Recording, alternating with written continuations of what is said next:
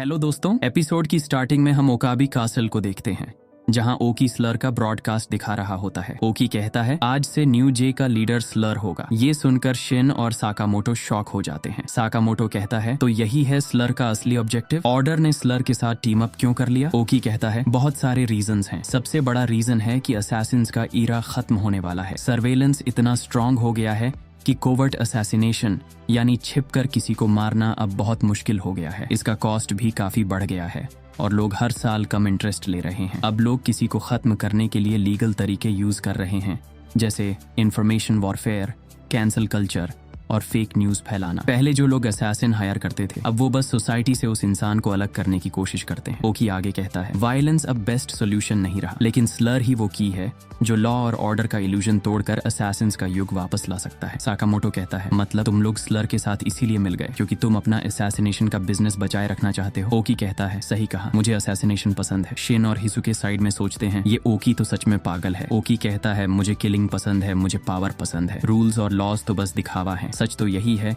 कि दुनिया वायलेंस से बनी है और असैसिन्स उस फूड चेन के टॉप पे हैं। साकामोटो कहता है तुम्हें दुनिया वायलेंट लगती है क्योंकि तुमने कभी कोई और दुनिया देखी ही नहीं। ओकी कहता है हाँ, अब तो तुम नॉर्मल लोगों की तरह बात कर रहे हो, पर फर्क नहीं पड़ता। जो जीतता है उसी की हमेशा सुनी जाती है। फिर ओकी अपनी वॉच देखकर कहता है टाइम हो गया, सिर्फ 3 मिनट मिलेगा, नो ओवर टाइम पे। तनाबाता, शिशिबा, ओसरागी और टॉरिस फाइट के लिए रेडी हो जाते हैं। शिन चिल्लाकर कहता है सब लोग जंप करो। ओसरागी सबसे पहले अटैक करती है। सब टाइम पे जंप कर जाते हैं और बच जाते हैं। लैंडिंग के बाद शिन सोचने लगता है मैंने पहले ओसरागी की मूवमेंट आर्ट म्यूजियम में देखी थी, अगर मैं उसे स्विंग करने ही नहीं दूं तो मेरे पास चांस है। शिन ओसरागी को हेडलॉक लगा देता है, लेकिन ओसरागी उसके सर को पकड़कर उसे दीवार पे फेंक देती है। दीवार टूट जाती है। तभी शिशिबा हिसुके पर अपने हैमर से अटैक करता है, लेकिन हिसुके अपनी राइफल से ब्लॉक कर लेता है। शिशिबा कहता है हिसुके कुछ कहना चाहते हो क्या? तभी शिन उठ जाता है और शिशिबा उसे नोटिस कर लेता है। शिन नोटिस करता है कि शिशिबा फिर से मूव करने वाला है। इसके बाद हम बॉइल्ड को देखते हैं और तभी वहां तनाबाटा आ जाता है और अपने गिटार से उस पर अटैक कर देता है। अटैक इतना पावरफुल होता है कि बॉइल्ड सीधा दीवार तोड़कर दूसरी साइड गिर जाता है। तनाबाटा बॉइल्ड के फेस पर पंचेस की बारिश कर देता है। बॉइल्ड सोचने लगता है ये बंदा तो म्यूजिक बजाने वाला लगता है, लेकिन ये तो हार्डकोर फाइटर निकला। तनाबाटा अपना गिटार पिन निकालता है और बॉइल्ड की बॉडी को लिटरली गिटार की तरह बजा देता है। बॉइल्ड की चेस्ट से खून निकलने लगता है। तनाबाटा कहता है साउंड क्वालिटी काफी बेकार है। इसके बाद हम टॉरिस को देखते हैं जो साकामोटो के पीछे से जंप करता है और अपने सैंड ब्लास्टर से अटैक करने वाला होता है, लेकिन साकामोटो टॉरिस के फेस पर किक मार देता है और टॉरिस वापस रूफटॉप पर जा गिरता है। ओकी कहता है साकामोटो तो काफी अच्छा फाइट कर रहा है। टॉरिस कहता है ये तो अनफेयर है, मुझे बोनस चाहिए। ओकी कहता है ड्रामा मत कर, बस काम खत्म कर। ओकी समझ जाता है कि टॉरिस साकामोटो को मार नहीं रहा। साकामोटो ओकी से कहता है चलो कहीं और लड़ते हैं, यहाँ नॉर्मल लोग भी हैं। ओकी कहता है अब ये सब मैटर नहीं करता। साकामोटो कहता है जे के आर्टिकल 23 के हिसाब से नॉर्मल लोगों को मारना मना है। ओकी कहता है वो तो पुराना जे था, अब नए रूल्स आ गए हैं। इसके बाद हमें साकामोटो स्टोर का सीन दिखाया जाता है।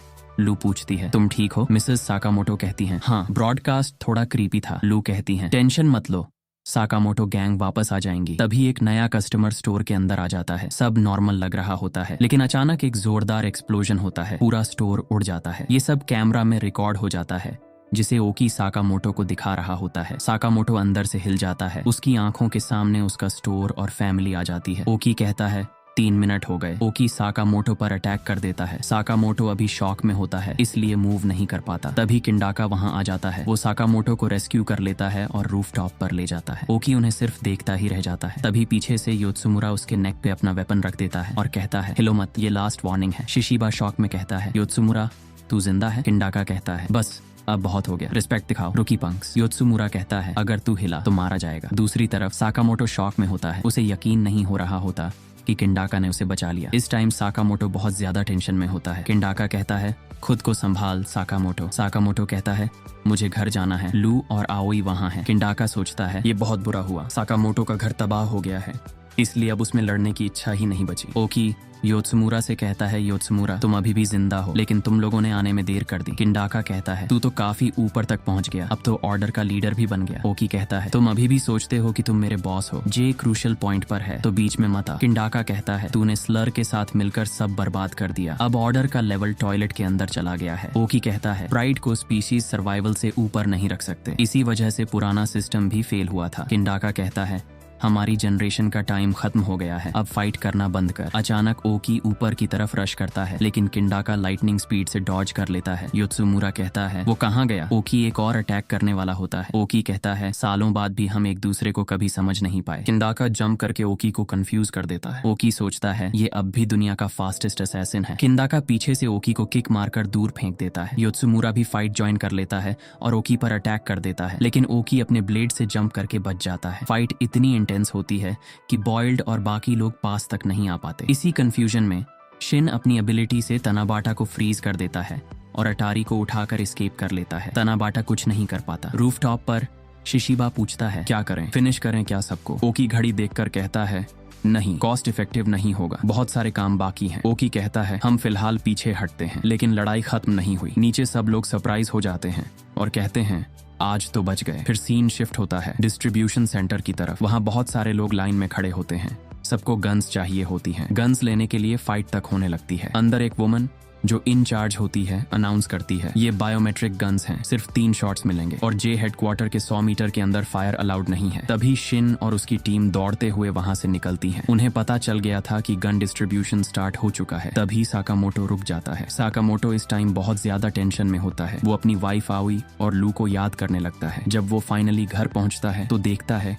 कि स्टोर पूरी तरह से डिस्ट्रॉय हो चुका होता है। शिन कहता है ये कैसे हो गया? सब शॉक में होते हैं, किसी को भी विश्वास नहीं होता। जब सब होप छोड़ चुके थे तभी पीछे से आवाज आती है। ये सुनते ही साकामोटो शॉक में आ जाता है, लेकिन ये आवाज आवी की होती है। साकामोटो को अपनी आंखों पर यकीन नहीं होता कि आवी और लू जिंदा है। वो भागकर आवी को हग कर लेता है। शिन कहता है आई एम सो हैप्पी कि तुम दोनों ठीक हो। इसके बाद हमें फ्लैशबैक दिखाया जाता है। एक आदमी जब उनके स्टोर में आता है तो सीसीटी कुछ डिटेक्ट कर लेता है और फ्लोर के नीचे से एक सीक्रेट मैकेनिज्म एक्टिवेट हो जाता है। लू और आवी शॉक हो जाते हैं। उन्होंने कभी सोचा भी नहीं था कि स्टोर के नीचे कुछ ऐसा हो सकता है। आवी एक्सप्लेन करती है कि शॉप के नीचे एक सीक्रेट सेफ रूम था जो काफी कंफर्टेबल था। शिन कहता है बहुत बढ़िया मिस्टर साकामोटो। किंडाका साकामोटो के पास आकर कहता है तेरी फैमिली सेफ है, पर तू खुश क्यों नहीं लग रहा? साकामोटो कुछ नहीं बोलता और अपना माउथ कवर कर लेता है और अचानक नीचे गिर जाता है। सब शॉक हो जाते हैं। योत्सुमुरा कहता है ये बहुत बुरा हुआ।